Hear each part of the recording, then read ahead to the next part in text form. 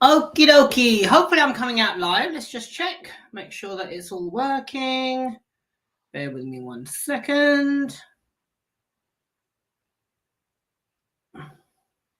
Let's just check. Okay, it's still warm here. There we go. Okay. There we go. Hey, you all right, Angela? Hello. There we go. How are you? I'm all right, thanks. How are you? Hot. It's still, yeah, I know that sun's come out again. It's been lovely. Yeah, exactly. It's been all right. Has it been where you are? Yeah, scorchio for the last 2 days, but today was brilliant. Even managed to get out with the dogs and do some training. Same. Yeah, same. It was just the rain was such a relief, wasn't it? Really. Yeah. Which is an interesting concept because I think we've all been avoiding the sun, so it's a very good segue into our conversation tonight.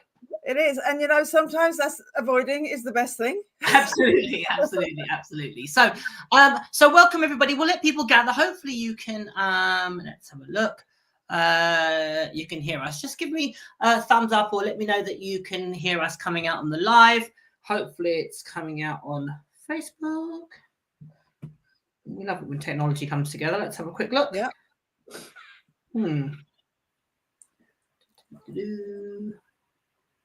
Should be because hang on a second, it should be on. I think it's because 1 second, it should be there. Let's just do.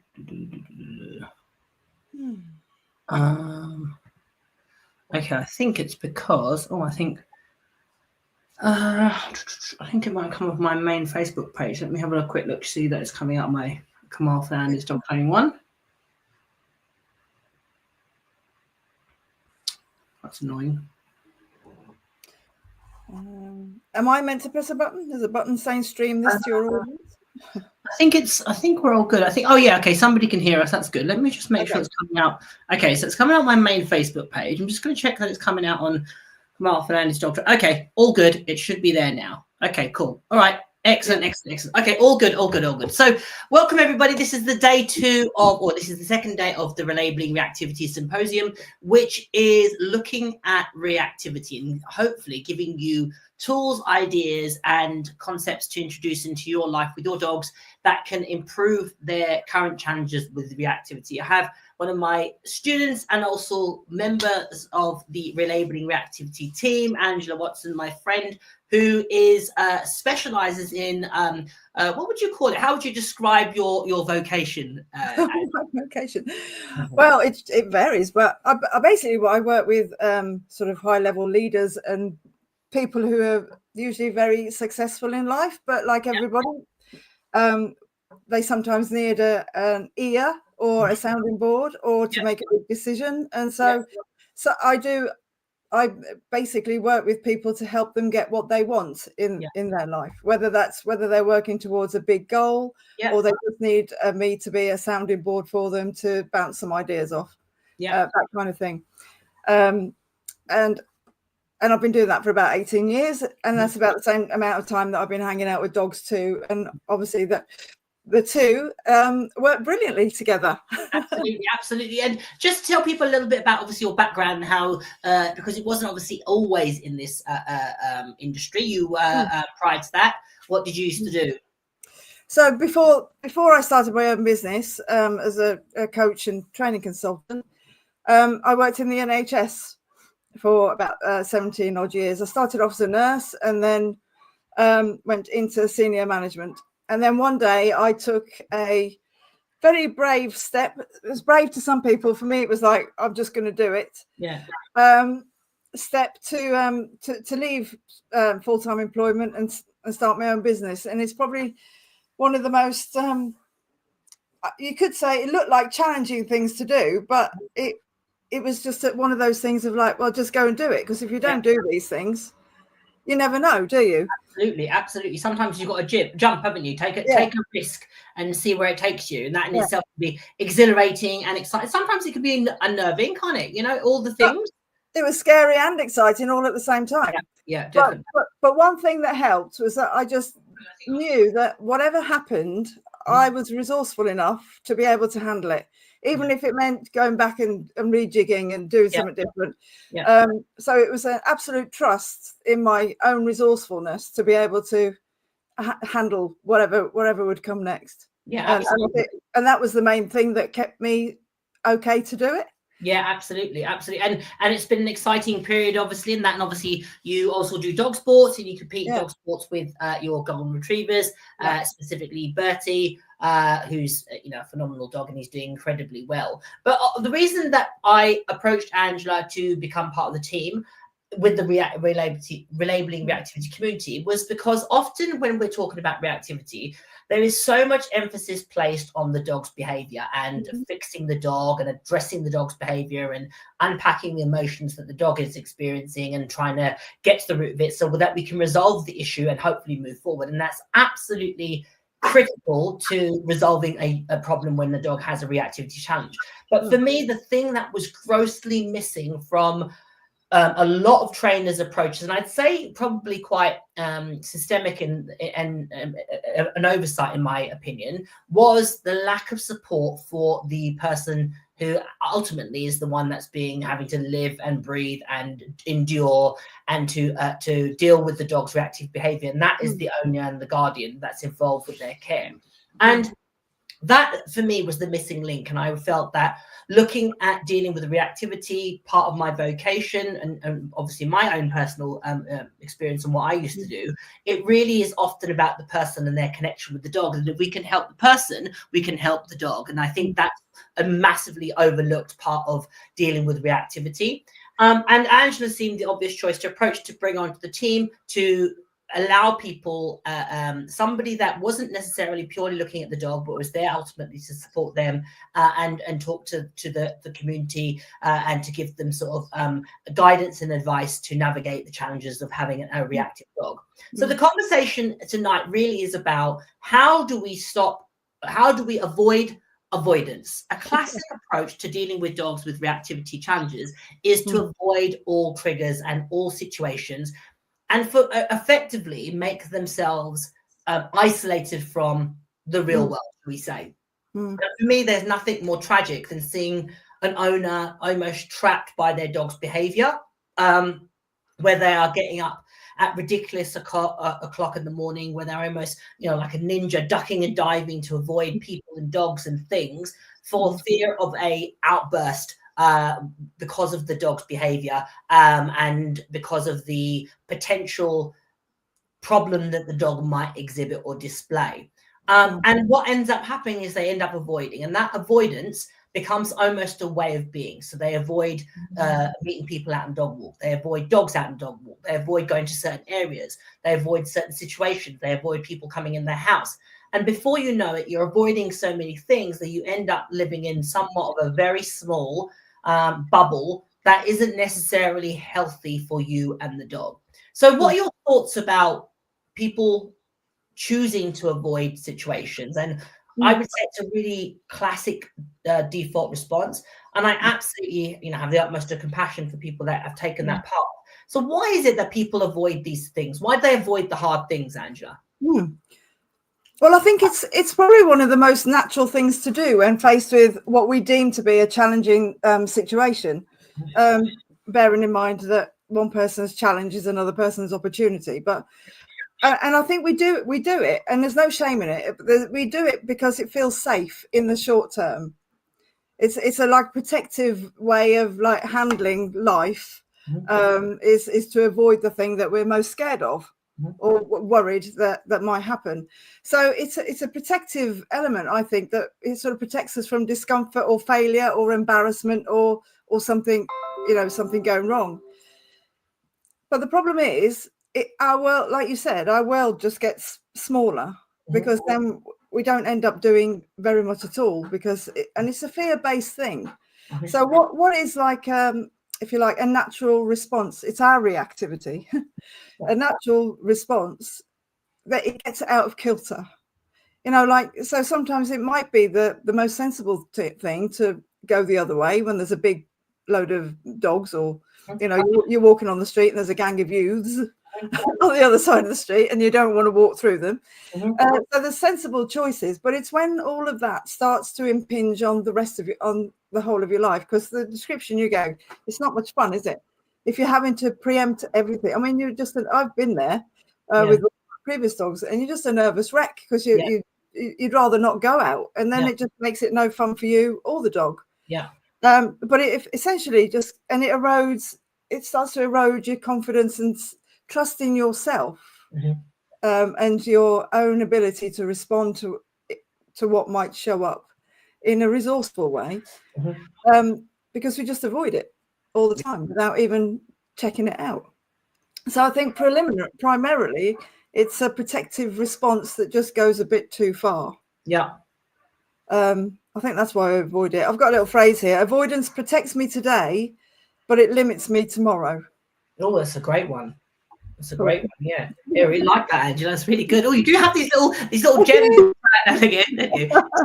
So you made an interesting point earlier on when we were talking, and you mentioned sometimes avoidance is absolutely the appropriate choice of action, isn't it? The port of call, shall we speak, so to speak. It's absolutely, in certain circumstances, absolutely avoid that situation. So, for example, you have a dog with reactivity challenges, and you see me with all my dogs walking, in a canal path, and you have the option to go left and avoid me because I'll be, coming in your direction. Absolutely avoid. Despite, that I may or may not have control. I'm an unknown entity. You don't know my capability. You don't know if my dogs are going to be inappropriate with your dog, and so forth and so forth. Absolutely, avoidance is an appropriate choice in that given moment. You would go through a dynamic risk assessment where you're going to look at the situation, the circumstances, and decide, you know what, I'm going to just avoid this situation. It isn't worth it as a one-off instance. How do you discern then when it is worth in the situation to not avoid it and to make that choice to step out your comfort zone and to attempt to overcome a challenge? What would be the deciding factors for people? That's a good question. Well, I suppose for me, just for my own experience, it is that dynamic risk assessment. But also there's some days where it's like, do you know what is it? It's a mini conversation with yourself of like, okay, do I really want to go a mile out of my way? So it might be pragmatic. Have I got time? No. So we're going to have to. But I think it's about, and this isn't always that easy, but it's about understanding that whatever happens, we will do something. Right. So whether we just walk past and everything's fine and then we can breathe a sigh of relief, or walk past and things start to not be as good as we'd like. But there's something about, I think it's about understanding that and being confident in yourself enough to know that whatever happens, I'll do something, and even if I don't know what it is yet, and it'll be, and whatever that is will be the right thing at that moment. It's a kind of like, that's the best way I can describe it, really. So sometimes it's just because I've got to go that way and there's no choice. Right, I'm going to go, but I know that whatever happens, I'll handle it. Something will happen. If it happens, I'll deal with it. And then, but I think other times it's just like taking a deep breath and going, right, okay, so scary things make you wet your pants, right? But confidence and courage is about doing stuff while you're wearing those wet pants. Yeah. And so your knees might be knocking, and you might be, you might sort of be having you could feel a bit of a fearful response or tension, but doing it anyway. And I don't mean that in a sort of feel the fear and do it anyway kind of thing, but it's more of a like rational decision after you've weighed it all up, and there's like one dog and person, another dog and person, and we're going to walk past each other now. And it's like, well, let's just go, and whatever happens, I'll handle it. I think that's the key thing. I think invoking that dynamic risk assessment, and first off is to acknowledge the fact that you are feeling a level of anxiety, and to not judge yourself for that. I think that often, as I talked about yesterday, I talked about the anxiety loop, where often a common factor to reactive behavior is a dog feeling fearful, can feel fearful, anxious, or apprehensive. And as a result of that, that dog acts defensively, which then can be seen as the dog being reactive. Yeah. So that then makes the owner feel anxious, which then amplifies the dog's anxiety. And then the owner feels more so, and before you know it, you're on this downward spiral. Yeah. So it's first to acknowledge that is, and recognize, oh, there's that familiar feeling of anxiety because I've seen another dog in the distance. So that in itself can allow you to process and take in the environment. There's practical things that you can do. Start to regulate your own breathing, deep breaths, box breath, take a deep breath in, hold, breathe out, and so forth. So that's going to help regulate your heart rate and start to get you thinking. Next thing that you can do is to check in with yourself. Okay, I'm wearing a peach colored top and black trousers, and I have and there's a colored painting on my wall, and the walls are white, and so forth. By acknowledging in it and almost talking about the environment, I have a dog lead on, it's made of leather, etc., causes you to bring yourself back to ground level. And then you can process and go, okay, actually, I can go past that dog. There's a natural groove there in the path there. I can step to the path. I can put my dog on the outside. I can invoke some of the skills that I've acquired, whether it be working with the Relabelling Reactivity team or otherwise.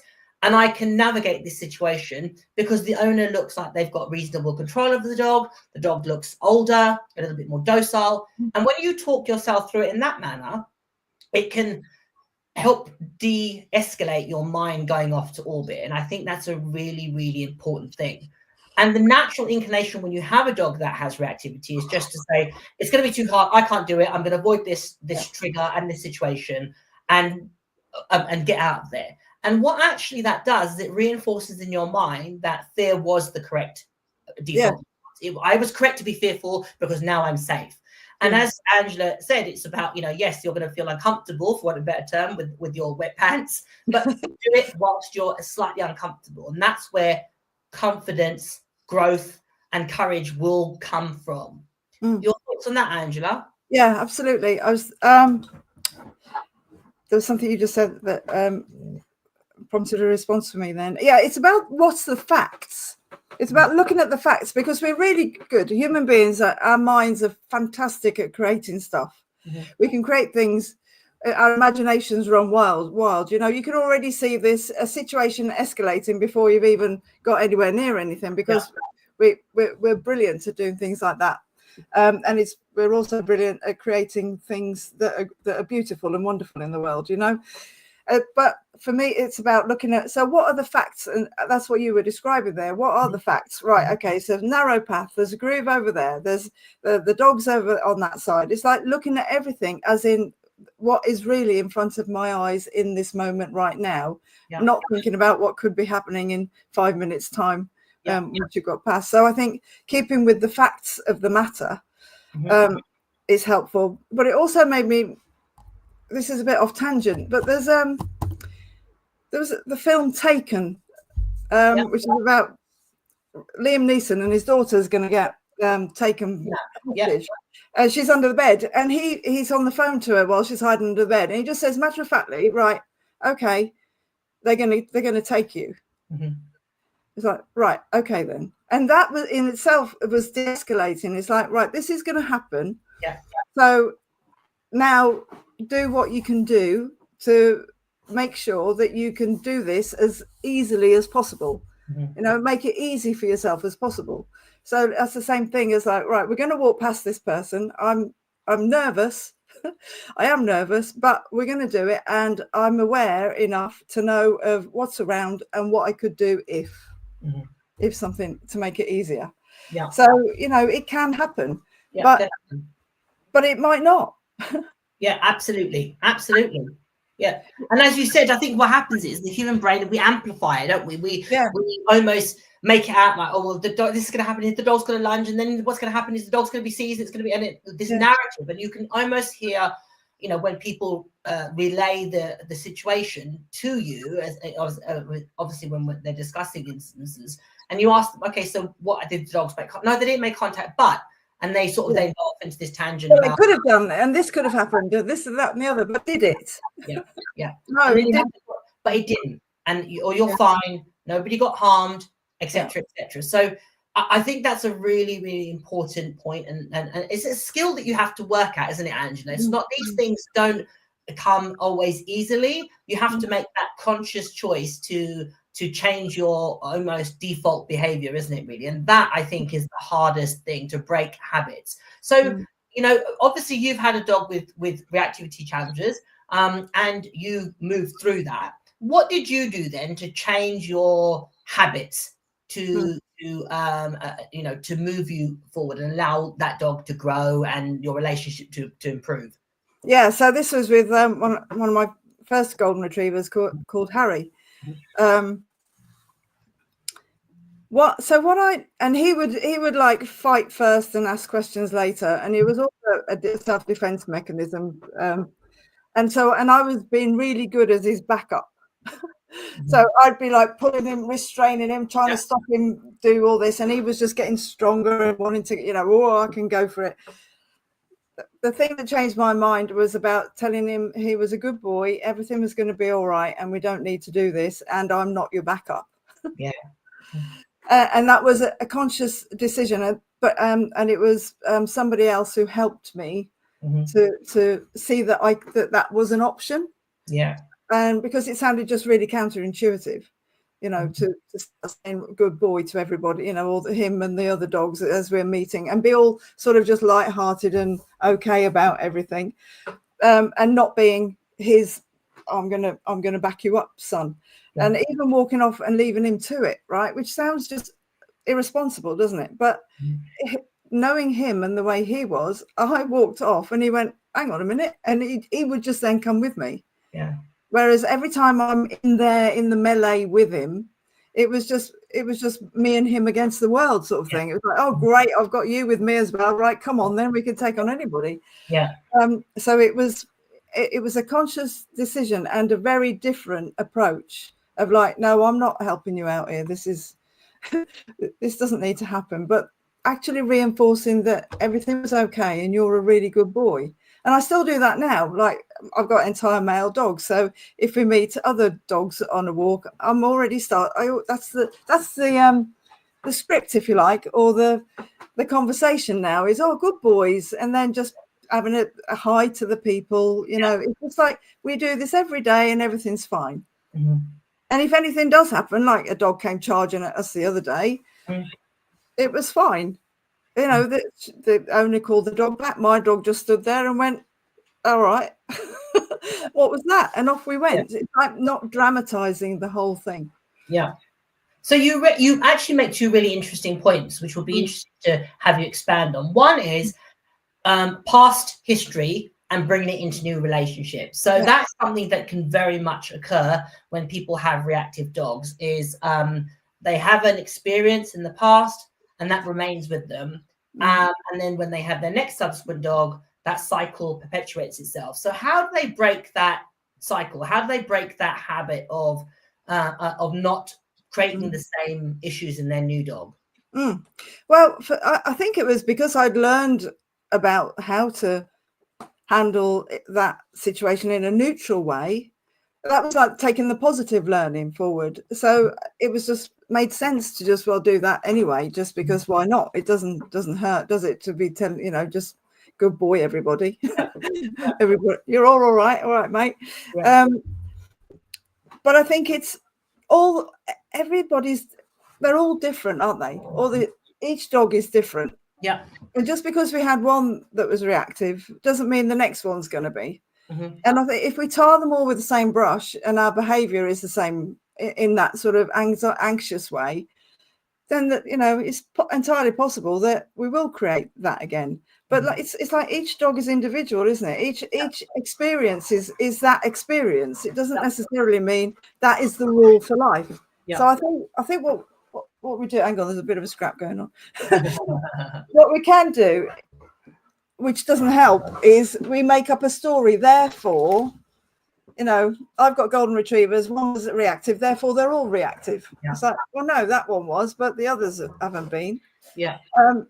So I think it's taking the learning, the positive aspects of what we learn from having a dog who reacts in that way. I mean, let's not even put the label on it. They just reacting to what's going on. Yeah. Taking the learning forward, and then you've got it for future situations if you need it. Absolutely. The other point which I you brought up, which I thought would be interesting, is the classic scenario where you have somebody with a dog, out of control or otherwise, approach your dog, and whether it be because of previous experience or because your dog, the current dog that you have, has a confidence issue, you instantly go on the defense, don't you? He's only friendly, he just wants to say hello, which is the classic phrase that probably sends most of us into palpitations and starts our heart palpitating and cold shivers run through our spines. Run. Yeah, absolutely. How do you deal with those situations then? What can people do to avoid that becoming almost a trigger for them? Well, when that dog approaches, a friendly dog comes, what can you do? I think it's again just going back. It's going to sound like a bit of a broken record. Trusting yourself that you'll do something that will keep you, that will work. I saw this in the distance, and I could have avoided it. But I know that there's a bit of a history with the dog, but he's also been really good over the past few times we've walked past. The difference this time was, I think the owner took her eye off the dog. Yeah. And so as we walked past, so I was I knew enough to be walking past him, and I also knew enough about his history. I can't tell you. It was just like, because I was just in the moment, and it was like we walked past it came over. My dog just stood there, like, not reacting. And so I didn't have a need to react. I just stood there watching, ready in case I needed to do something. And she responded quickly. So it was all over and done with. And then there was no drama. The dog went back to her. I had mine, and we had 5 minutes chat. Afterwards. It just didn't escalate. It could have done. I could have gone, screaming my head off and all that, and it wouldn't. It was just happened so quick. And do you know what I think? When things happen so quick that you haven't got time to think about it, it's when we react more positively, because we haven't we haven't made up all the story before we've already got there. Sometimes things happen, and we're built for reality. We're built for being in the moment. So if a crisis happens right there in front of you, I expect many people who are listening to this are really good in dealing with something really quick, and then we shake afterwards. And that's about being in the moment. Definitely. And so when we're in that in the moment, we're not making up stories about what might happen. That's the story we tell at the pub later. If we carry it on with us. So I think it goes back to trusting our innate capacity to be able to handle what happens in the moment. Easier than what we can in the stuff that we imagine might happen, or when we're talking about something that happened 3 months ago. Definitely. And I think that really does bring to the conversation about when you have those situations.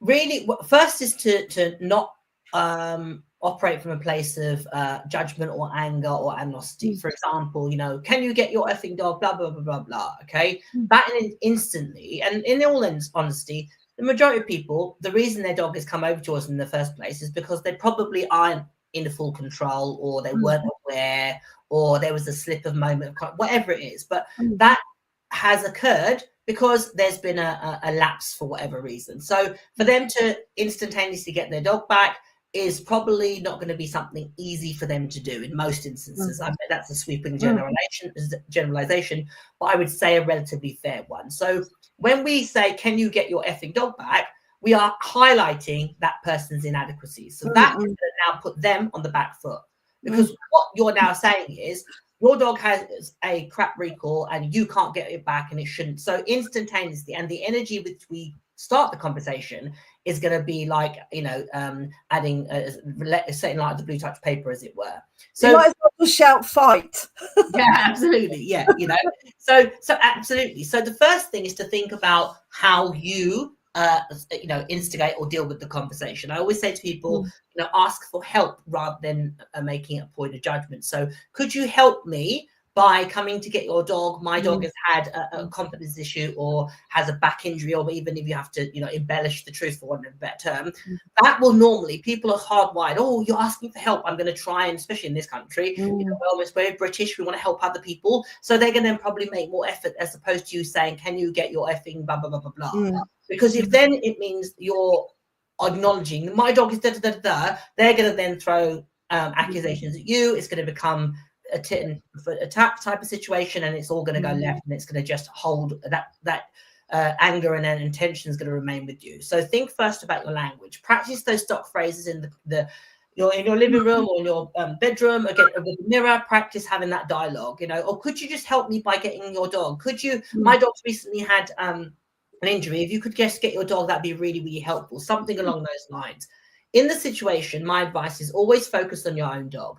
Hand the collar, feed the dog some treats if need be, break distance away from the other dog, and deal with the situation as best you can. Nobody is expecting you to be perfect in that instance. If you make misjudgments, you do something a bit not the right time, the world is not going to come to a grisly end. Remedy the situation as best you can.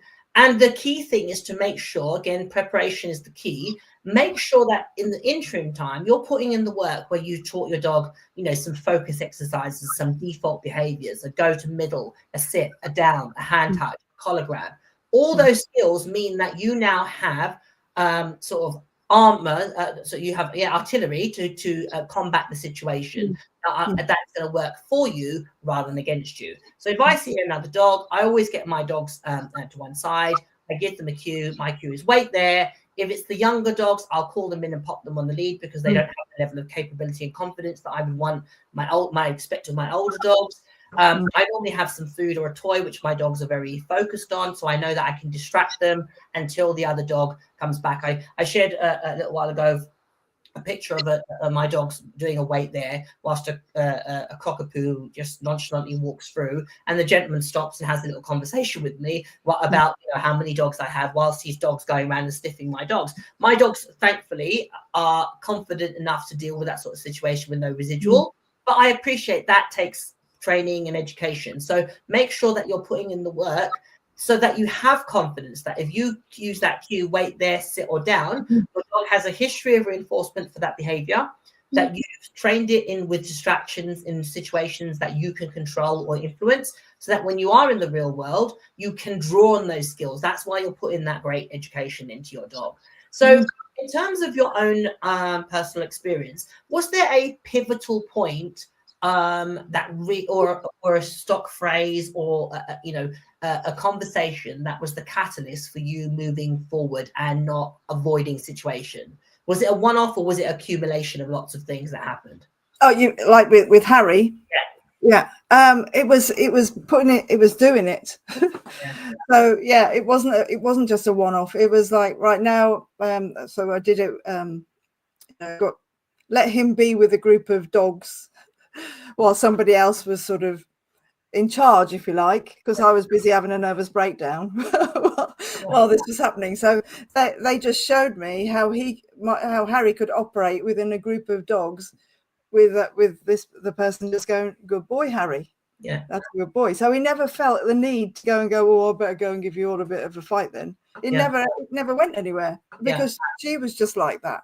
So over time, I just became more like that with him. And so that was the turning point of putting him in a group of dogs, and it was fine because I wasn't I wasn't involved. It was like I was out of the picture. It made me think, hang on a minute, maybe I'm part of this story too then. Yeah. And then because I saw that, then I thought, right, I can do this too. And so I just built it up over time. Like sometimes I might put the lead on, but I'd still walk past. Yeah. you know. And then other times I'd go, right, we're here. It's happening. Nothing's happening, actually. We're just walking past, and it was fine. So it was taking one step at a time. You know, like go loaded with treats and everything to start with as backup. But it was like, I just didn't avoid going on where I was going on the walks then, but I just started to manage it a little bit. And then over time it became less management and just sort of it was just working. But I never put my eye, you know, I was always aware. I wouldn't say I was relaxed, but I was still aware. Yeah. No, I wouldn't have walked around on my own thinking, oh, he's fine now, ever. Yeah.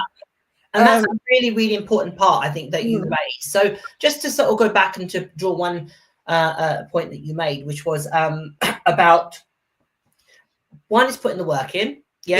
Except that it's not going to be, the misconception that we have about reactivity is that it's going to be a 5-minute fix. In fact, one of my coaching clients sent me a reel that's going around at the moment with another trainer where they're saying, fix your reactivity in 5 minutes.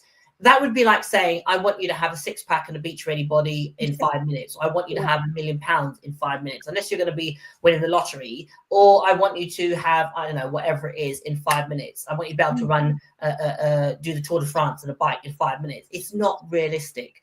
And what happens is that dangles in front of people an ideology that's going to really set them up to fail, because it's not going to be a 5-minute fix. No. If you can change your dog's behavior in 5 minutes, it's either through suppression or the behavior was one that was so minimal that probably, you can wave your magic wand. But those occasions are few and far between. And when you're talking about reactivity and the impact it can have on people's lives, whilst you might help the dog, the key thing, as we're talking about today, is really supporting and helping the owner. So that's the first thing. Put the work in. Don't be afraid of the work. I always say to people, dog ownership, and whether it be with a reactive dog or embarking on a dog sports ambition, is not a straight line from A to B. It's an up and down, and it's actually both ends, the ups and the downs, that make it so worthwhile and rewarding. It's about overcoming those personal challenges and succeeding and rising and building your own confidence up. So that does take work, patience, and commitment. The other thing which you mentioned was about the importance of having realistic goals. As you said, you got to a point of where you could have him around other dogs, etc., but you wouldn't ever, just kumbaya, assume he's going to be fine. You'd always be aware. And for me, that is an end result that actually is realistic for both the dog and the owner and other people. And I think that often we're sold the fallacy that we're going to fix your dog because your dog is broken, and therefore fixing it implies that they're going to be wonderful, and therefore anything less than that is not an appropriate solution. And that is, again, I apportion blame to Lassie and Rint and Tin and the likes of, where we've been sold this fallacy of what dogs should and shouldn't be. So your dog should love everybody. It should be able to guard your property and see off, the burglar with the swag bag on his shoulder, but yet in the next minute be, everybody's best friend. And then he has to help Timmy rescue Timmy from the well, but yet he has to be able to ignore the squirrel as he runs past. It's just not realistic, And I think that because a lot of people, when their dogs fall short of that Disney or Lassie benchmark, they feel like there's something wrong with the dog. No, it's a normal dog. All of our dogs, every single one of our dogs, have certain things that they just go, do you know what, that isn't my bag, just as we do.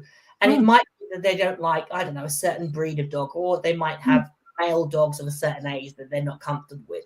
That's absolutely fine. That means that we have a very limited list of things that our dog isn't comfortable with, and that's easier to manage and to deal with.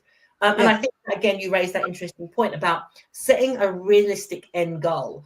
Do you see that? Would you say that's a fair thing, that often people are aspiring for unattainable and unrealistic end aspirations?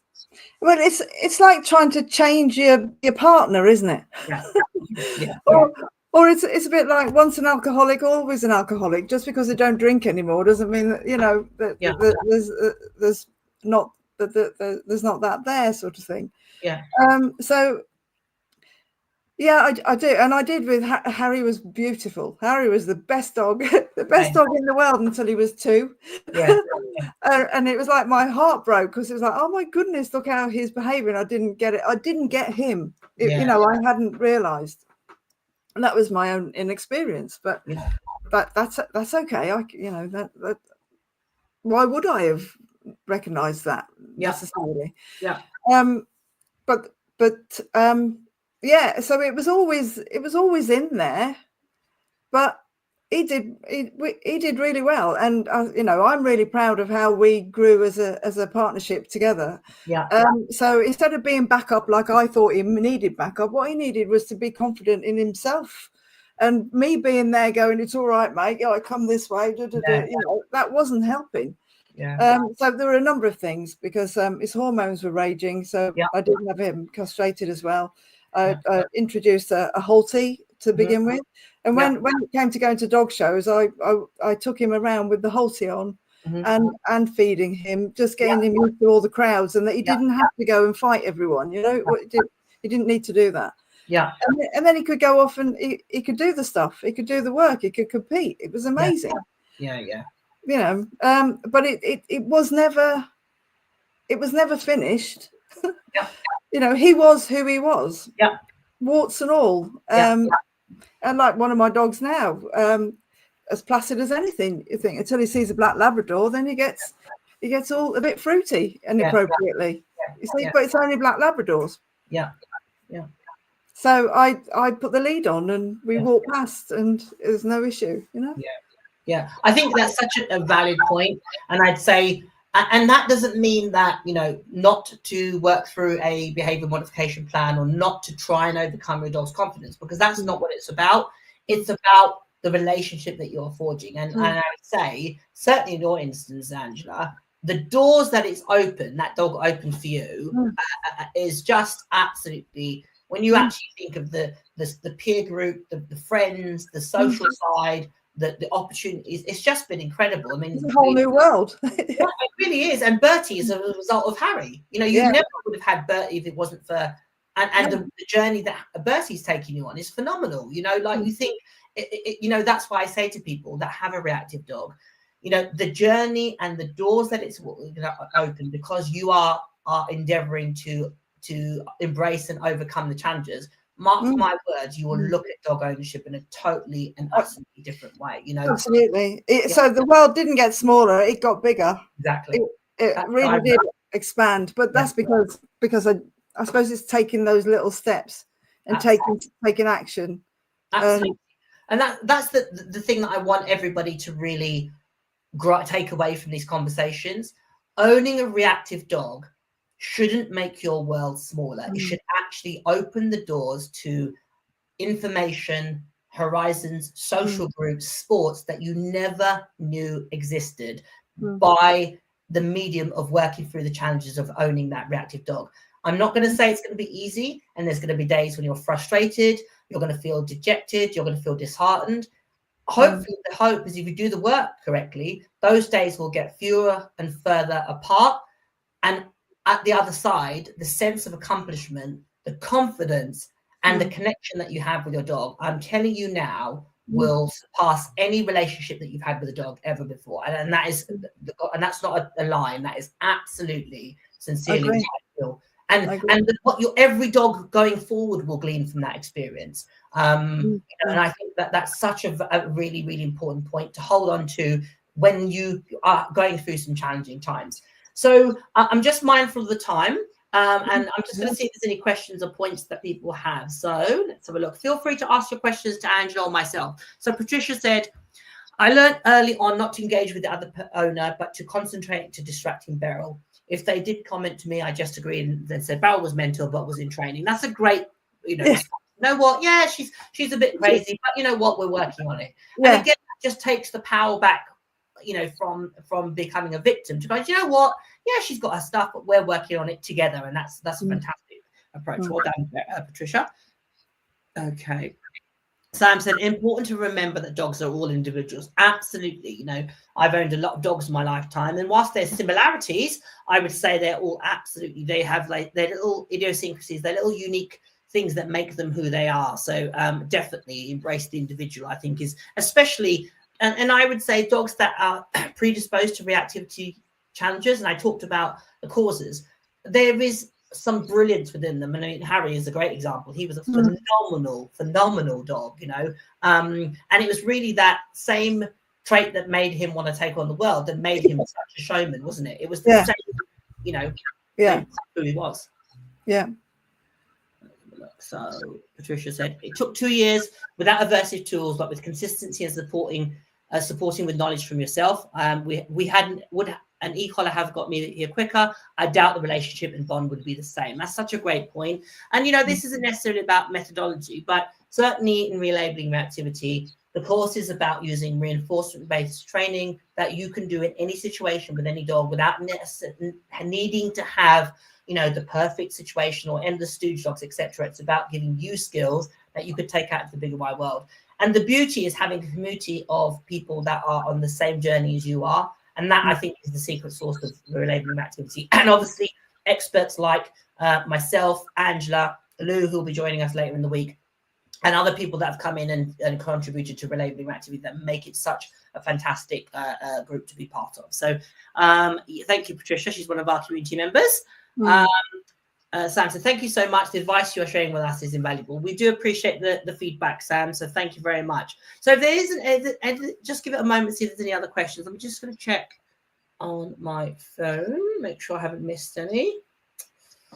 And going back to people who are in the group, who've been in the group relabeling reactivity for sort of last year, the progress was amazing. Yeah, with a lot of them, wasn't it? Like, you know, incredible. Absolutely incredible. It'd be sort of, you know, heart-wrenching stories to begin with, and then it all started to just blossom and change, and got beautiful relationships with their dogs. Yeah, and do you know the thing that and as cliche as what this sounds, is it really is the community that like to celebrate with the successes and to commiserate and to be a shoulder to cry on. I think it's that yin and yang that really make it so incredible. And I would say that group and the compassion and empathy is what makes it so incredible. That they are just incredible people, really. And they're all on different journeys. You know, and when they have good days, they have people there to celebrate too. And what's the amazing thing? I love it when somebody shares, you know, something which to other people may seem really trivial, but for them it is absolutely huge. You know, like my dog went to the vet and allowed the vet to look at him, or you know, I walked past another dog down the end of my road, or something like that, which for most people they'd go, oh, so what? And you go, that community goes, oh my God, they celebrate as if they've you know, won Crufts or won the world championship. Yeah, quite right too. Yeah, absolutely. So Caroline said, can you tell us more about Harry? Yeah, what do you want to know? We could talk for hours about Harry. I was going to say, we've only got a little bit of time, Caroline. We could be here a while. So just a bit of background. So what was you got him? Was he your first dog you owned? No, it's my second dog, but it's the first dog that I went into competing with. Was that by default, Angela? What, the default that I got into competition? Of course, yeah. Yeah. It was a happy accident. I saw he had potential. Right. So Lucy was my first dog, and I went to pet dog training school with her, and really enjoyed it. I enjoyed sort of, you know, basic obedience training, and then I got Harry, but there was something special about him right from the start. So I could really see the potential in him. So right from a puppy, I was doing different things with him, you know, starting from a different place, and again went to pet dog training school with him, and that's unfortunately a couple of things happened there which I don't think helped, but you know, it does, that things like that happen. But getting into dog sports, it was a bit of a happy accident. I just took him along to a dog show, and he sort of did all right. Like, oh, okay, well, this is good. But this was prior to him. It was sort of a little bit after that he then got all adolescent and went a bit a bit AWOL. So whilst I was wanting, at the same time as getting into dog sports, this is when he was going, I'm gonna fight you all. For the world, yeah. Yeah. And so, you know, I remember taking him to a competitive obedience trainer. It was a small group and we weren't even allowed in because Harry was behaving so badly. So it took all day just to get in the room, like taking him out, coming back in, because he'd just come in and start shouting at everybody. So that was the beginning, really, of me helping him to deal with life. You know, his hormones were raging. He could smell the hormones on him, even. Wow. Everything sort of shifted. So it was a combination of dog sports and then realizing his behavior in these small groups. It became even more pronounced. But it was great because there was helpful people around to help me with that. Yeah. And so it was kind of a happy accident. I think he had the potential. I started going into the dog sport world of training, and it all then accumulated. And thank God I was in that world, because that's where I got all the help and the support. Yeah. It is about community, isn't it? It's finding the right community. Definitely. Who weren't just sort of trying to tell him off or you know, yank him. It was a bit more like, no, we need to help him. We need to help him adjust to these situations. And not put him in these situations until he can, you know, it's one step at a time. So Harry was like, it looked like a show golden retriever, but he had the heart of a working dog. And he was kicked out of dog training school and then went to Crofts. So that's like the short story. And you know, I just love talking about him. If there's anything specific you want to know, I could tell you. It was more of I think it was more of a fearful reaction to life he was having, because he looked like he was all sort of full of it. It was very sociable and all of that, but underneath it was quite, there was a timid side to him, is what my assessment was anyway. And so his best form of defense was to shout first and ask questions later. Yeah, and that's so. But no, that's great. I mean, you know, he was a phenomenal dog, really. You know, and as I said, that the journey he's then took you on and triggered moving forward is just incredible, isn't it? So let's have a look what else. So, hang on a second. And nobody would believe me that he had that in him. Amazing. That was the other thing. Like when you first met him and you saw him sort of a few years on after, you know, not being his backup and you know, doing all the things I did with him out on a dog walk to help support him and in groups and things like that. Nobody, if you hadn't met him before, you wouldn't know that was in there, because he just looked like a sociable, lovable, playful dog. And people would be surprised when I told them. And that to me is the biggest success, isn't it? That other people can't see it. So Sam said, how do you join the group? So Sam, there's going to be information about joining Relabelling Reactivity later on this week. Just bear with us. I've moved the course to a new platform, and I'll have the link available to people later on this week. So keep joining and watching the Relabelling Reactivity Symposium for the next couple of days, and then I will share information on Friday of how you can sign up and become part of the community. But thank you for asking. So Rachel said, I'm pleased with Matt's progress since we joined the Relabelling Reactivity community. It's been a long journey. He's far from perfect. He wants perfect, but we've appreciated all the help and support we've received, and we love having you part of the community, Rachel. So thank you very much for your kind words. Progress, not perfection. Absolutely. Caroline said, thank you, Angela. Jill said, from the highly stressed person whose world had shrunk to my lounge when we met last year, I'm now much more chilled and confident to give things a try with Skippy. We've made tons of progress, but there's still days when I get up and think, you know what, I'm not up for anything triggering today, and I choose to avoid. I feel that's okay. There's always tomorrow. Absolutely, Jill. And considering where you were and where you are currently, that is phenomenal. So again, it's about just taking each day as it comes, and you know, sometimes, you know, the best, as we said at the beginning of this conversation, excuse me, the best approach is absolutely avoid, but just don't avoid forever is the thing to say. So Caroline just asked, do you still have him? Obviously I'll let Angela expand on that, but no, he passed So a couple of years ago, wasn't it? Yes, it's 5 years ago now, because he died in the day after Bertie was born. So Yeah.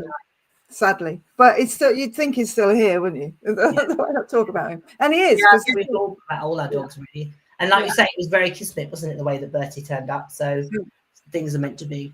But thank you very much, everybody, for your participation and your questions. Obviously, if you have any more questions and you pick this up retrospectively, just tag myself in the post, and whether even if you want to ask Angela any questions, I'll tag Angela in, or I'll draw them to attention. If you are interested in becoming part of Relabelling Reactivity, information will come out later on this week. Obviously, Angela's part of that community. Lou, who's on tomorrow, she's part of that community, and myself, and we, as I said, we have other experts that come in.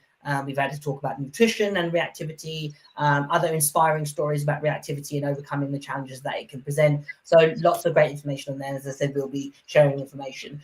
If anybody wants to reach out to Angela independently of this, if you just want to, you love what she's had to say, Angela, what's your is it yellow?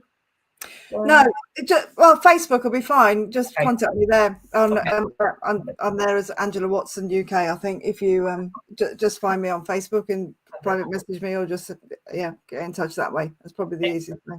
All right, excellent. So thank you very much for your time, Angela. It's always fun to talk to you. As I said, thank you everybody for your participation, your questions. Check out tomorrow's post, which is at, let me just check tomorrow. What time are we up? Tomorrow is at 7 p.m. and that's with Lou Holmes. And again, delving into learning to avoid avoidance. So yeah, hopefully have a great evening whatever you're doing. The sun's now getting a bit warm, so enjoy. I'm off to teach a class. I love you and leave you, everybody. Take care. All the best. Bye. Bye-bye.